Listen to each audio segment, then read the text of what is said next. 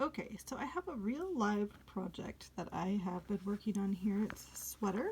I've been working on the ribbing here that you can see, but I have a couple of ends that I need to weave in, so I'll just show you how I do that. So my preference is always to weave in on stockinette because it looks so nice, but because I'm right in the middle of this, I had to add a new yarn ball right in the middle of the ribbing. I'm just gonna take a couple of stitches to get up to the stockinette because this is what I want to show you today.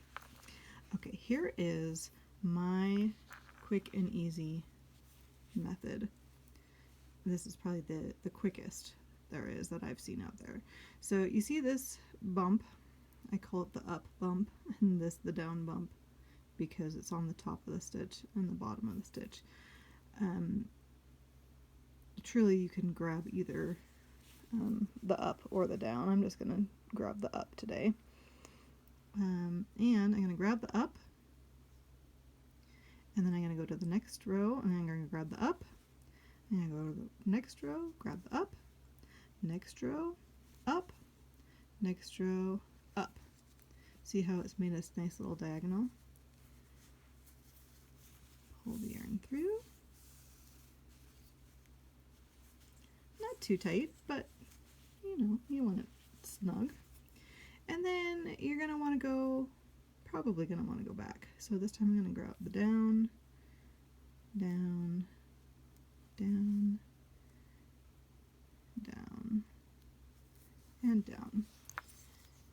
If you really like this technique and you are weaving in the ends of a high use item, I might go back and do it a third time and come right back up and grab the up, up, up, and up.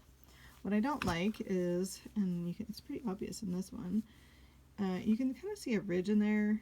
To avoid that, you could maybe skip over a row as well to make it more invisible. But here is, that's a really nice quick way to weave in your ends, and it's, you know, it is secure. It shouldn't come out on you, especially if you do it 3 times, if you do 3 rows. But if you really want something that blends in very nicely, this is my preferred method here. Okay, and because I'm on the ribbing, I'm just gonna grab a couple of stitches here and run it up to the stockinette. Okay, now this is really my preferred method here. What you're doing is reworking the stitch with the needle on the back side instead of knitting on the front side. So you see this stitch right here, how it kind of goes underneath here. This is my tail. But it's going to go right under here, under the stitch. It's this, and it's going to pop back up here, follow it around, and you see how it just, it's kind of like a snake. It just goes back and forth and back and forth. That's exactly what we're going to do, but with our needle. So we're going to start here and start following that stitch.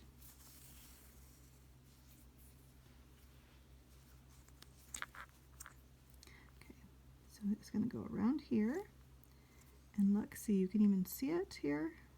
There's our stitch right there. It goes right underneath that bump.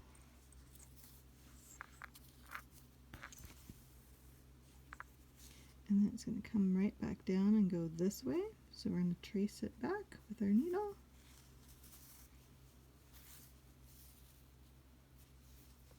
And here it is, coming right back up.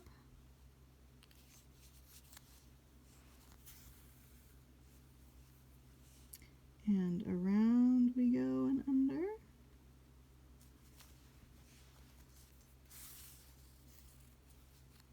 And here we are again. You're truly just retracing the stitch. And I usually like to go about an inch, about from my thumb to the tip of my thumb to my knuckle. That's about as far as I go when I'm weaving in something. If it's something that I want super duper secure, once I reach the end of where I'm going, how far I'm going, then I might even retrace back a couple of stitches. But it's a very, very hard to see way to weave in your ends. You really can't see it except for, you know, where I went down the ribbing to get to the stockinette. You can feel it. There's a little extra bulk there. And if you want to see what it looks like on the front, let's see right here. Okay, so you can't even really see it. It's right here, but it looks really, really nice. You can't see it on the front. You can barely see it on the back. I don't know, can you even see it on the back? Just a little bit. You can see it when you look to the side a little bit. You can see the bump. But those are my go-to methods for weaving in ends, and I rarely use any other technique. I hope this helps. Please let me know in the comments if you have questions, and give me a like and a share if you have found this helpful. Thank you.